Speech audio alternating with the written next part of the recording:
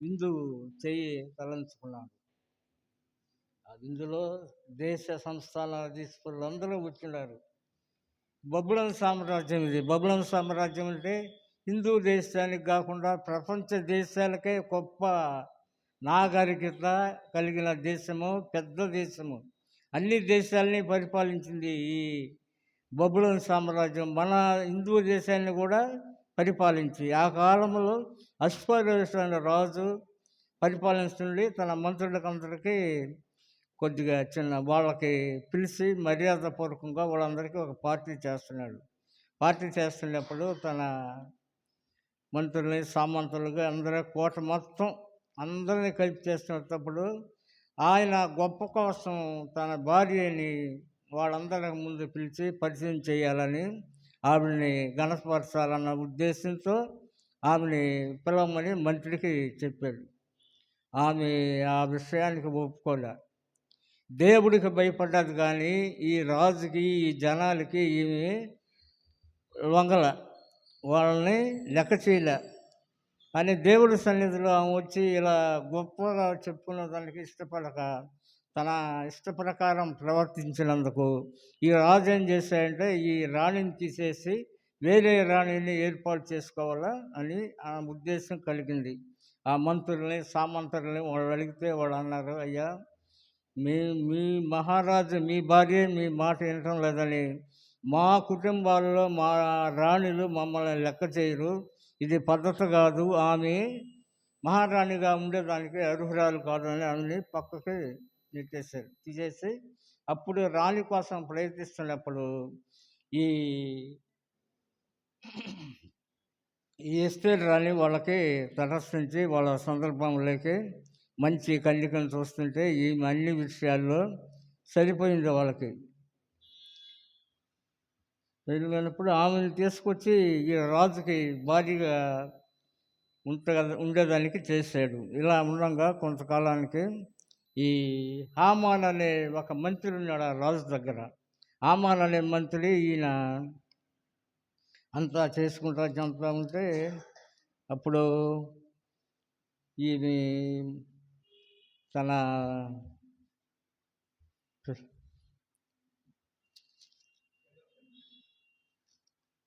పిల్లతండ్రి అయిన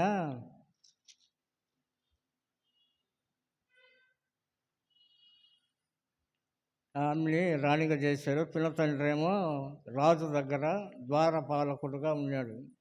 ఈ ఆమాన్ అనేవానికి గర్వం ఎక్కువ.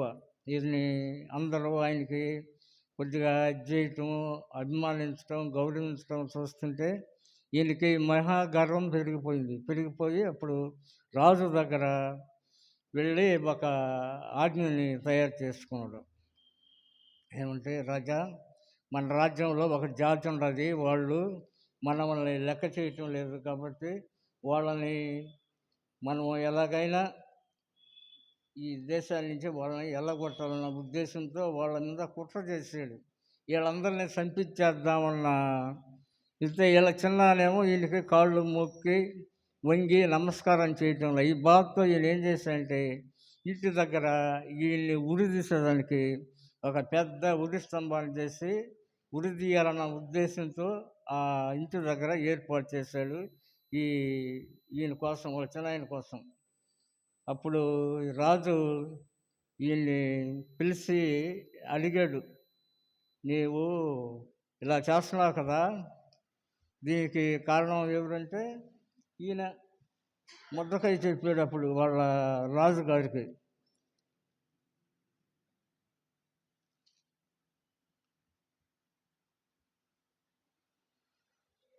చెప్పినప్పుడు ఈ రాజు సరే నీ ఇష్టం వచ్చినట్టు చేసుకొని రాజు ముద్ర ఇచ్చి యూదులందరినీ ఒక్కరోజే చంపించేదానికి కుట్ర చేశారు.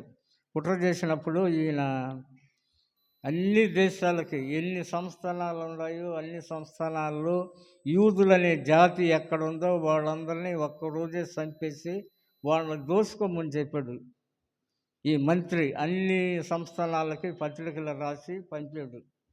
అప్పుడు ఈమె తీసుకెళ్ళి అన్ని దేశాల్లో ఏర్పాటు చేశారు. ఈ విషయం ఈ రాణికి, వాళ్ళ చిన్నానికి వీళ్ళకి తెలిసినప్పుడు వీళ్ళు ఏం చేశారంటే దీన్ని మనం ఎలా తప్పించుకోవాలని దేవుడి దగ్గరికి ఉపవాసం ఉండి 3 రోజులు ఆ రాణి ఆ ఆ సంస్థానంలో ఎలాంటి కార్యక్రమాలు ఏమీ జరగకుండా ఆమెని తన ఆధీనంలో ఉంచుకొని అంతా రాజు దగ్గరకు పోవాలంటే మాటలు కాదు, ఎవరు అంత సులభంగా రాజుని దర్శించేదానికి లేదు.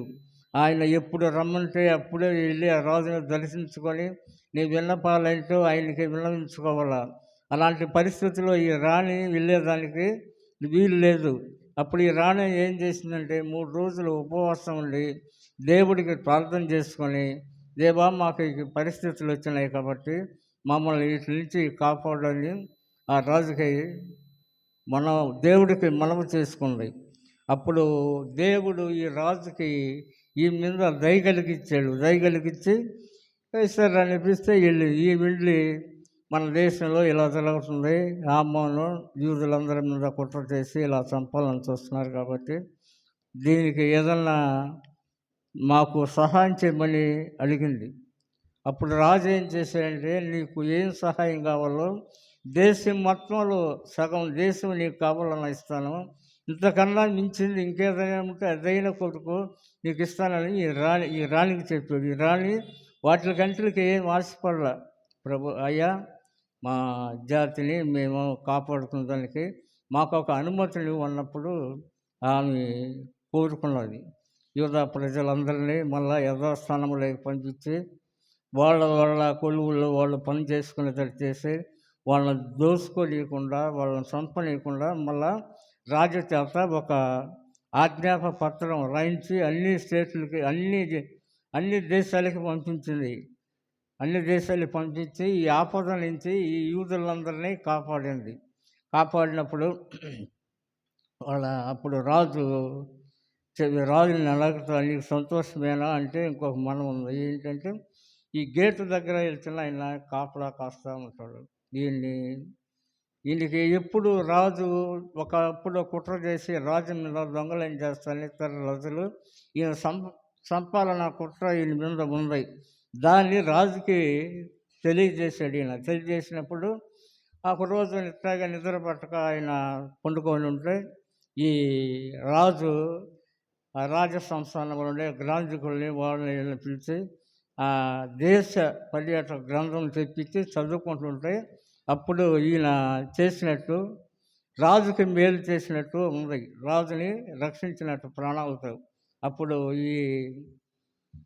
ఏం చేసినట్టు ఈయన ఆయన ఏమన్నా రాజు ఆయనకేమన్నా మన ఘనపరిచేమా, ఏమన్నా సహాయం చేశామంటే ఏమి లేదు రాజా, అతను గుమ్మం దగ్గర కాపలా కాసుకునే ఉద్యోగంలో ఉండాలంటే అప్పుడు సరే దీనికి ఏం చేయాలని ఆలోచిస్తే హామాను అనే వాళ్ళ ప్రధానమంత్రి అక్కడే ఉంటాడు. ఆయన అడిగితే ఆయన చెప్తాడు, రాజుని కాపాడి దేశాన్ని రక్షించిన ఆయనకి మనం ఎలా ఘనపరచాలా, ఏం చేయాలంటే ఆయన చెప్తాడు.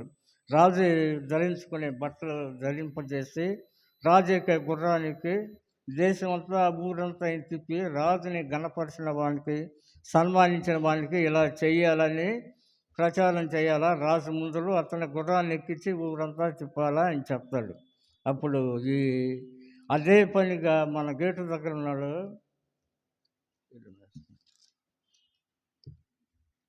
ఆయనకి ఈ కార్యక్రమాన్ని చేయాలంటే ఈ హామానుకి ముఖంతో చిన్నబోద్ది. ప్రధానమంత్రిని అయ్యుండి నేను ఇలాంటి పనులు ఇతనికి నేను ఎలా చేయగలను అన్న అహంభావం వచ్చింది. దీనికి అహంభావం వచ్చి అప్పుడు అయినా సరే పరిస్థితులు రాజు చెప్పినప్పుడు రాజు మాట ఎవరైనా ఆ సంస్థానంలో వ్యతిరేకించేదానికి లేదు. వ్యతిరేకిస్తే దానికి తగ్గ చర్యలు రాజు తీసుకున్నాడు. కాబట్టి ఈయన భయపడి ఈయన తీసుకెళ్ళి రాజు వస్త్రాలు, రాజు యొక్క గుర్రాన్ని ఇవన్నీ చేసి రాజుని ఘనపరిచి కాపాడిన వానికి ఇలా చేయబడినని ఆ ఊరంతా చాటింపేస్తాడు. చాటింపేసినప్పుడు అప్పుడు ఇవన్నీ జనాలు చేసుకొని వీళ్ళని ఇంకా హెచ్చిస్తాడు. అంతా తిరిగి రాజు సంస్థానానికి వచ్చిన తర్వాత ఆయన్ని ఈ కుట్ర అంతా తెలిసిపోయింది రాజుకి. ఎవరు చేశారు, ఎందుకు ఇలా జరిగింది అంటే ఈ హామాను అనే మంత్రి యూదులందరినీ చంపించాలా, ఈ దేశంలో ఇలా లేకుండా చేయాలన్న ఉద్దేశంతో ఇలా వాళ్ళని హింసిస్తూ జరిగిస్తున్నాడు కాబట్టి అని రాజుకు తెలిసింది. అప్పుడు రాజు ఆ విషయాన్ని తెలుసుకొని, సరే ఇతను మనకు ఇలా చేశాడు కాబట్టి రాజా, వాళ్ళ ఇంటి దగ్గర ఈయన్ని ఉరి తీసేదానికి ఉరి స్తంభం ఒకటి చేయించుకొని పెట్టినా అంటే, ఆ ఇతను తయారు చేసిన ఉరిని అతన్నే ఇచ్చి అతనికే ఉరి వేసి ఆ కుటుంబాన్ని ఆ బిడ్డలందరినీ సంహరించమని రాజాజ్ఞ అయింది. అప్పుడు ఈ హామాను ఏడుచుకుంటా వెళ్ళి ఆ ముఖం చల్లక వెళ్ళి ఇంటికి పోతే ఉరి తీసేస్తాడు ఫ్యామిలీ మొత్తాన్ని, బిడ్డల్ని అందరినీ. అప్పుడు ఈ హామాను ఎవరంటే ఈయన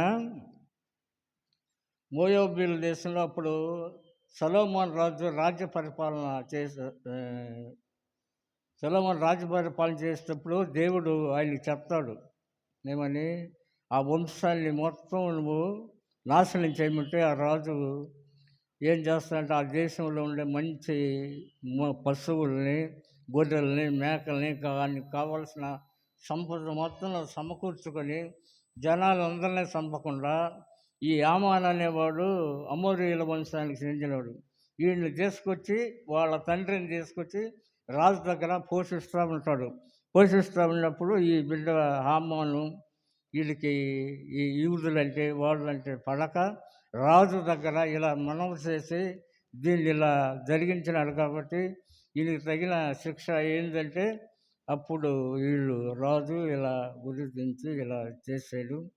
ఈ మనిషికి చాలా ఇదైపోయింది. అప్పుడు దేవుణ్ణి నమ్ముకున్న వాళ్ళు ఎక్కడున్నా, ఏమున్నా, ఎలాంటి పరిస్థితుల్లో ఉన్నా దేనికి మనం భయపడాల్సిన పని లేదు. మన స్థితిగతులు, మన కాలగతులు, స్థితిగతులు దేవుడి విషయంలో ఉన్నాయి కాబట్టి, దేవుడే మనల్ని అన్నింటిలో ఆదరిస్తాడు కాబట్టి ఆయన మీదే ఆధారపడి ఉండాలి. ఎక్కడో దిక్కులేని ఎస్తేరు రాని బానిసరాలు. అప్పుడు ఈ రాజు ఇలా దేశానికి యెరూషలేముకి దండొచ్చి ఈ దేవస్థానాన్ని, దేవాలయాన్ని పడగొట్టి వీళ్ళందరినీ బానిసలుగా పట్టుకుపడతాడు. ఈ బానిస ఆ దేశానికి రానయిందంటే ఎవరు గొప్పతనం అది? దేవుడు చేసిన గొప్పతనం అది. దేవుడు ఆమెకి అలా దీవించి అలా చేసినాడు. ఆమె ఏం చేసేది? దీనురాలైనా ఆమెమి రానైనా ఆమె గర్వపడకుండా తన స్థానంలో తనుంటూ తన జనాంగాన్ని వాళ్ళని కాపాడుకుంటూ అన్ని విషయాల్లో దేవుడికి అనుకూలంగా ఉండేది కాబట్టి ఆమె వచ్చి ఈ పరిస్థితికి దేవుడు లేవనెత్తాడు. మనం కూడా మన పరిస్థితుల్ని దేవుడికి అప్పచెప్పుకొని ఆయన మీదే ఆధారపడి మనం జీవిస్తుంటే మనకు తగ్గ ఫలాన్ని దేవుడు మనకు అనుగ్రహిస్తాడు.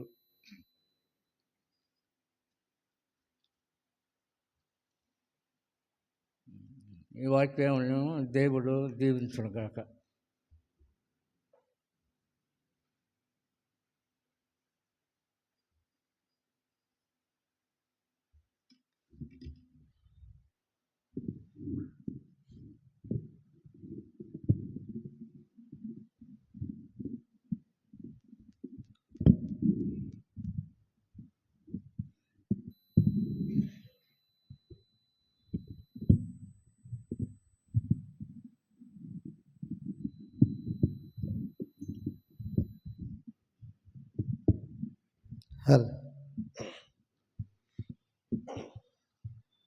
సమయంలో ప్రభువైన యేసుక్రీస్తు ప్రభునామములో చేరి వచ్చిన ప్రియులందరికీ కూడా నా హృదయపూర్వక వందనాలు తెలియజేసుకుంటూ ఉన్నాను.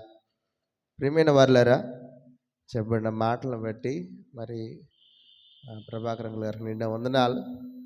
అలాగే దేవుని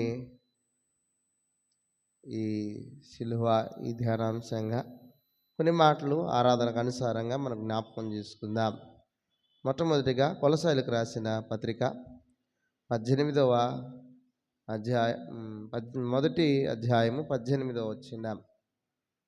కొలసాయిలకు రాసిన పత్రిక మొదటి అధ్యాయము 18వ వచనం. సిలువను 18వ వచనం. సంఘము అను శరీరమునకు ఆయనే శిరస్సు, ఆయనకు అన్నిటిలో ప్రాముఖ్యము కలుగు నిమిత్తము ఆయన ఆది అయ్యుండి మృతిలో నుండి లేచుటలో ఆది సంభూతుడాయను. ఆయన యందు సర్వసంపూర్ణత నివసింపవలననియు ఆయన శిలువ రక్తము చేత సంధి చేసి ఆయన ద్వారా సమస్తమును,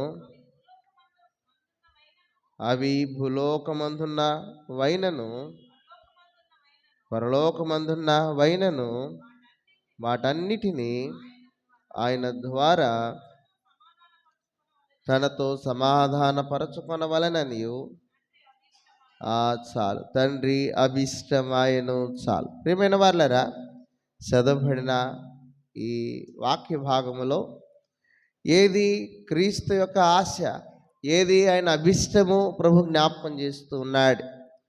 పరలోకమందున్న వాటి ఎందైనను భూలోకమందున్న వాటి అయినను వాటన్నిటిలో ఆయన ద్వారా తనతో సమాధానపరచుకొనొచ్చు కదా, సమాధానపరచుకొను వలనని తండ్రి అభిష్టమాయను. ఇది దేవుని ఏర్పాటు, ఇది తండ్రి యొక్క సంకల్పం. ప్రియమైన వారలారా, ఆది మానవుడు